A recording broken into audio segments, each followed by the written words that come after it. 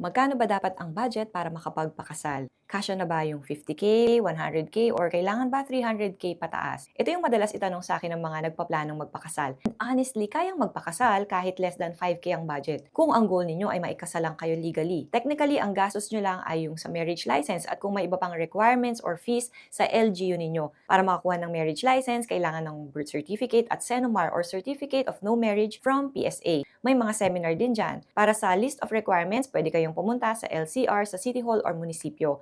Doon, pwede rin kayong mag-inquire kung paano magpa-officiate ng kasal sa mayor or judge. Kung church wedding naman, may additional gastos yan kasi may ibang requirements ang church. Minsan, may fees na kailangang bayaran. Again, it's best to inquire sa church admin para malaman ninyo ang requirements nila. Pero bakit yung ibang weddings umaabot ng 100K, 500K, minsan million pa nga? Kasi most wedding expenses are optional. Meaning kahit wala ang mga yan, maikakasal pa rin kayo legally. For example, gusto nyo sa church, may flower arrangements, choir, red carpet, nakagown si bride, nakasuit si groom, pati pamilya at mga abay nakaayos. Bawat detalye na gusto ninyong idagdag, additional expense yan. May reception pa. Caterer pa lang malulula ka na, per head ang bayad dyan. More guests, more gastos. Bukod sa food, may bayad din yung venue, styling, lights and sounds, pati tables and chairs. Tapos may mga wedding suppliers ka pa like photo and video team, host, hair and makeup artist, coordinator, etc.